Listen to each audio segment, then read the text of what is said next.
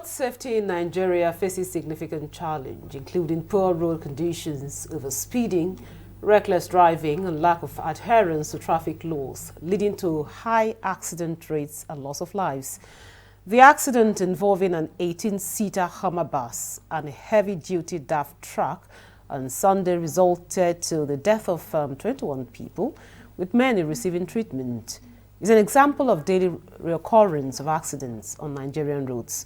Road safety in Nigeria is a multifaceted challenge that requires the cooperation of all stakeholders, including government agencies, road users, and the wider community. This can be achieved by addressing the key issues of road conditions, traffic management, and driver behavior, among others, by promoting a culture of safety first. Recently, the Federal Road Safety Corps secured the conviction of 4 drivers to 35 years of community service for road traffic violations. However, despite these efforts, traffic violation is still a trend. Well, this and more are some of the issues we'll be discussing on the program Nigeria Today. Thanks for joining us. I'm Ikaria Clinton.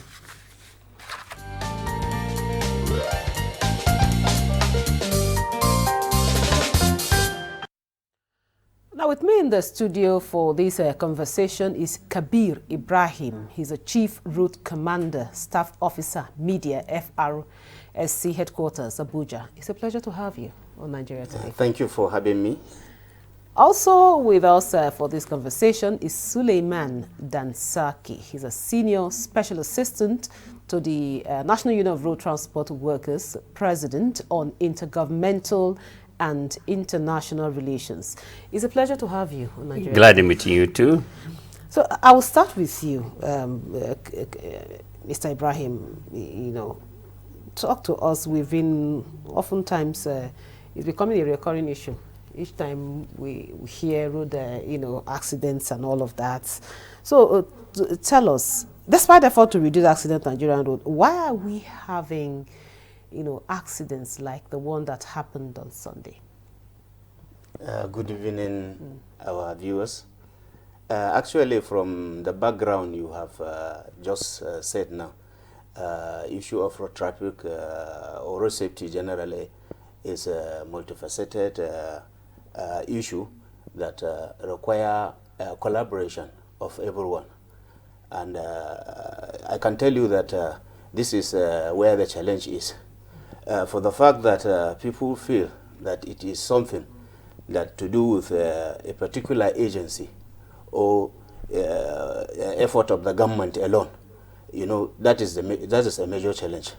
So that is why FRSC is focusing on strategic collaboration and partnership, so that together we can make the road safe for everyone. Like this incident that happened in Kano, is something that could have been avoided if everyone did what we've been saying. Particularly, if you remember, the theme of our last end of the year campaign is speak up when you observe that your driver is engaging in bad driving habit. Because, when accident happen, when a crash happen, more passengers died more than driver. It's only one driver that died like in this issue. Out of the 19 that boarded the bus, only 1 survived. 17 died along with the driver. So more passengers died, than driver in any road traffic crash that happened. So it's not only the involvement of passengers here. There are other critical stakeholders that have to play their role. That is why FRSC is always advocating, bringing them closer, so that they understand that we cannot do it alone without them.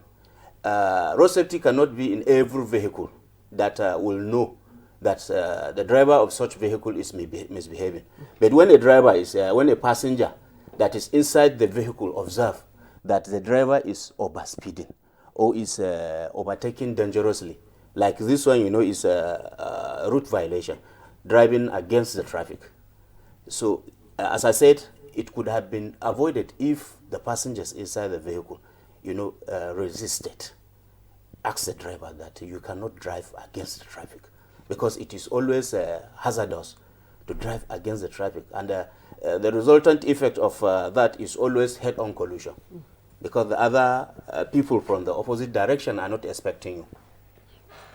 Oh, okay, having said that, Mr. Dansaki, of course, Ibrahim has mentioned some of the things that, that usually happen on our roads with the driver driving reckless. Let me ask you now, as the road users, so talk to us, what are some of the issues or what are some of the challenges you think that result to these kinds of accidents on our roads? Thank you very much for this important question.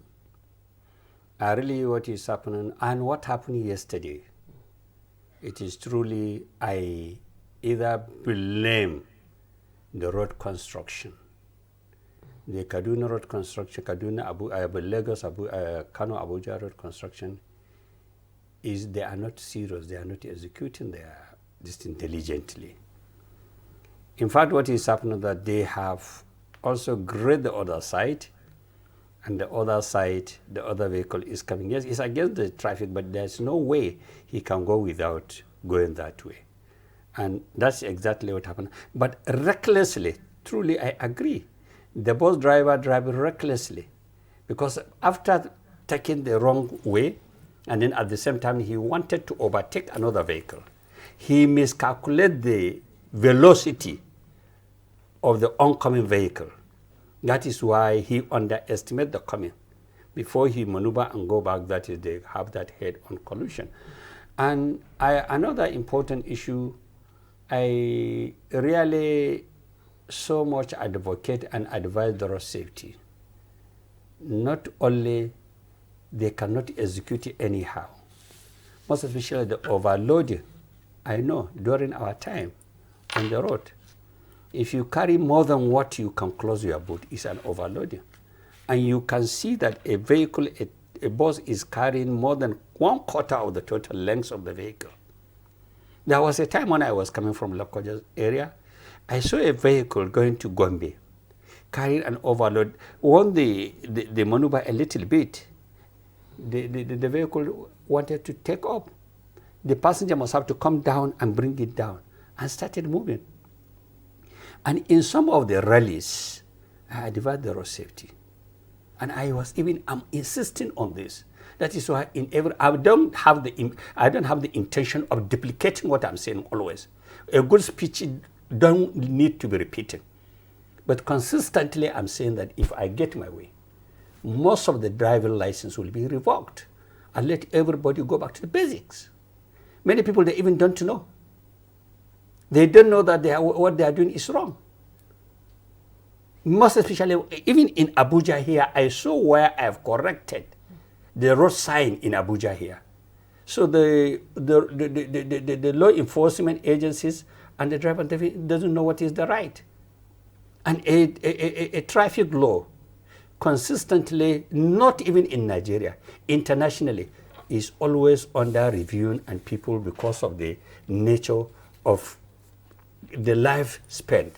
If today somebody will come to Nigeria today and reduce the high rate of accident in Nigeria to 40%, his name will be written in gold. There is no epidemic that is claiming life more than the road accident.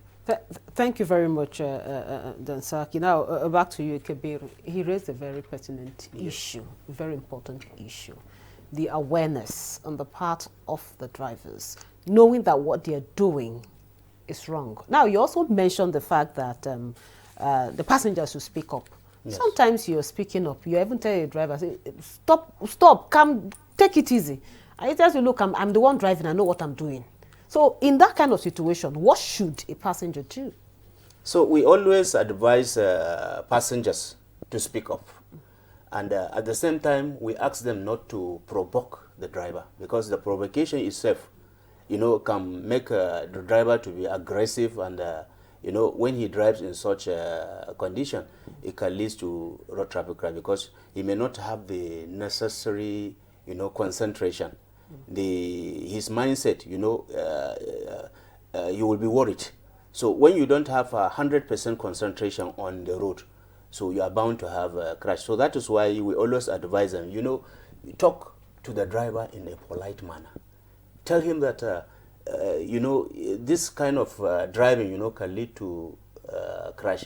Please, can you reduce your speed? Please, always don't overtake where you cannot see and you cannot be seen. You know, so if you talk to him in a manner, in a respectful manner, you know, there is no point that you expect him to be annoyed.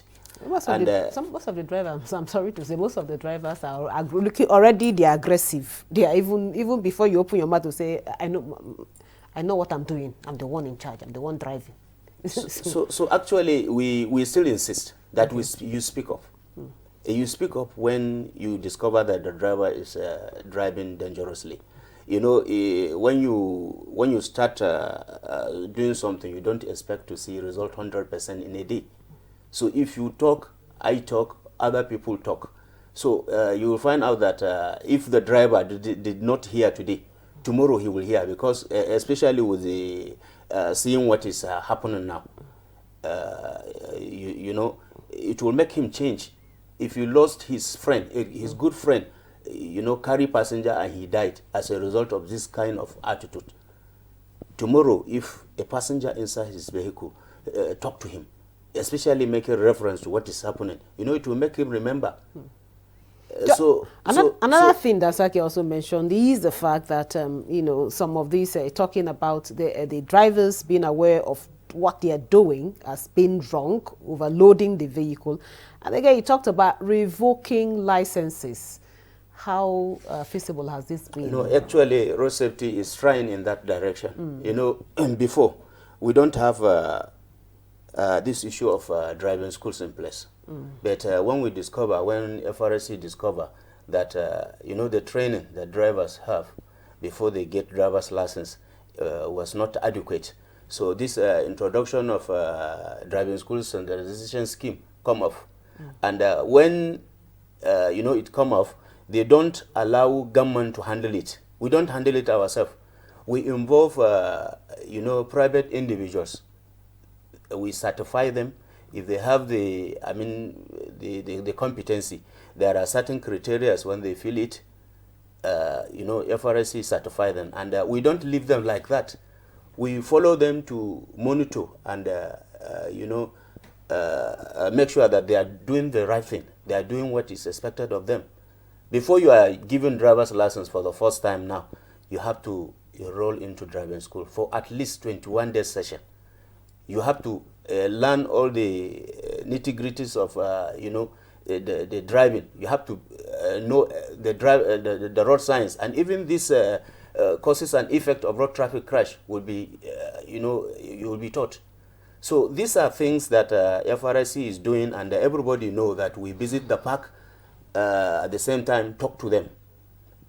We even, you know, have a paradigm shift from the traditional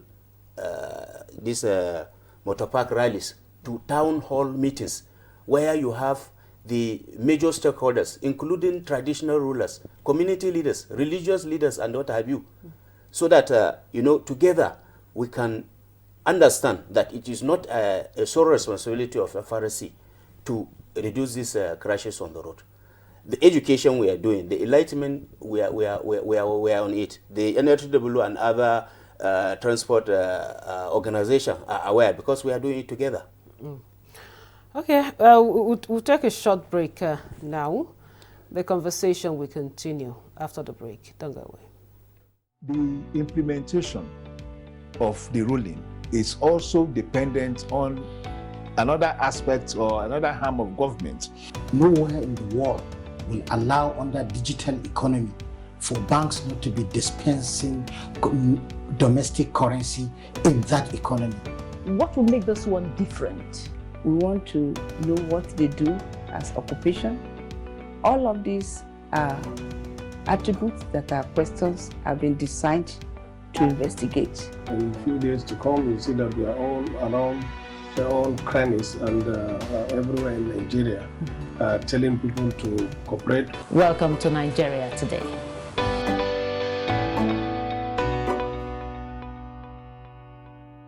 Welcome back. This is still Nigeria Today. We're looking at safety on Nigerian roads. And of course, I have two gentlemen here in the studio with me. So, Suleiman, of course, you've had quite a lot that the FRSC is doing to ensure safety on our roads. But again, there's this allegation that road workers, you know, most of them or some of them drive under the influence of alcohol or even drugs. What is the organization doing, the union doing, to ensure that their drivers are free? You see, the road safety, there is certain issue which is very important they have to know. They are going for a rally, but to obtain a driving license with the international standard, even today in London, one of the international, I'm taking the international matters. So I know even in London, you must have to at least 9 months before you obtain a license. I'm talking about the B license. And then you graduated to C license to E, E to G. But today in Nigeria, all the licenses are B. So therefore, there is a difference for that. For instance, that I got my license years back, E license. But now when I'm going to renew it, I have it here. They don't have this thing. It's still B. B is a beginner. So therefore, it is like I graduated and I got a degree. When I come to renew my certificate, you give me a primary school certificate. Okay. So therefore, I think that what I'm saying, you see, they have the rallies. They are doing the rallies. But it's not enough. Let me give you an example here in Abuja. The legitimate parks in the whole Abuja are 3. And all the rallies is within the 3 motor parks. Karu, Otako, and Zuba. The 200 motor parks are illegal motor parks. It is the constitutional statutory right of the local government to own a motor park. When they own a motor park, it is one of their internal generated revenue base. If anybody load outside that motor park, is liable to 6 months imprisonment. So are you saying that the awareness, the creation of awareness is not enough? It's not enough. Okay. It's not enough. That is why I said that even if they will revoke my license, I got my license, I got e-license 1975 with a Bedford, military Bedford. So you can see that if there is any accident, I am equal to the tax. When I ask where do you come, I will tell you exactly what happens. But the problem is that if I come here, I can say that periodically, giving you a lecture on how the journalists are. If you don't into practicalizing it, you cannot be a journalist. Or only you say that you want to become a doctor with just what the road safety. I am saying that, and I give advice, because right from the beginning, since 1987, I have been partaking since the military road safety campaign. Up to this thing, I am part and parcel of the road safety. So what would you recommend be done? What I'm recommending is that the punishment and also the road safety, if they get an overloading, is not enough to book them. Drop the passengers. Let them feel the pain that their journey was cut halfway. If there is an overloading, reduce the distance. But boy, when he was an assistant commercial, I served in a committee where we recommended for way bridging, just to maintain the capacity of this road. But due to the government bureaucracy and other things, it's not happened up to today. The road is being damaged by overloading, and the road is being damaged because of lack of execution of what the law says. You cannot stop a driver with a high overloading. Then you book him and allow him to continue. You stop him from damaging here. If he move forward, he will damage. And another issue, when the farmers are constructing their road, sometimes they remove the surface of the road, and then they will leave it to about a week. So some of the drivers who are trained to that place, they will go into like a ditch. Okay. With overloading and high speed, when you have this thing, And another issue when he's talking about the influence of drugs. Yes. You see, the motor park, we even if the local government will give us this thing, we manage it. But what is happening that they own the motor parks for the legitimacy of their constitutional statutory right, but they allocated the shops. And that shop, that is where they are selling the alcohol. We as a tenant in the motor park, we don't have right to say, don't sell this thing. Because the owner has given you the license to come and sell the alcohol. Go to the motor park, you will see that it's not a hidden. You will see in the shops, they are selling. I expected the law enforcement agency, road safety police, and this to come and eradicate this in the motor parks. And it will be very important.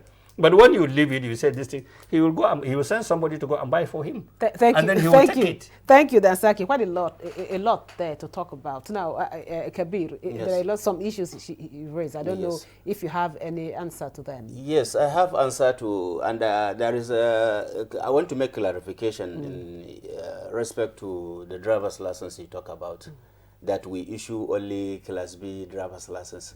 The viewers should know that road safety issue more than that.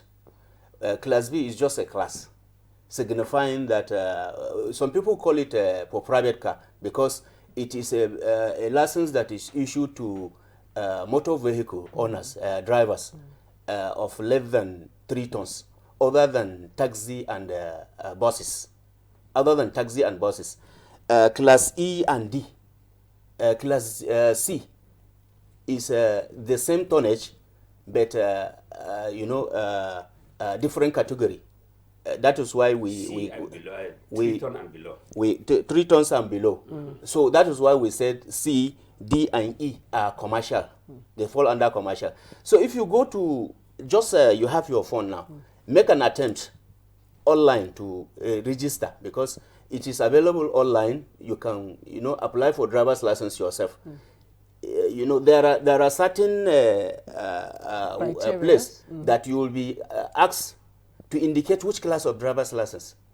You understand? Depending on which category of vehicle you drive. If you are driving articulated vehicle, you have to go for Class G. And this Class G, you cannot get Class G until you get the other classes. Road safety has done it in such a way that you cannot be given, as a beginner, you cannot be given Class G driver's license straight as a fresh applicant.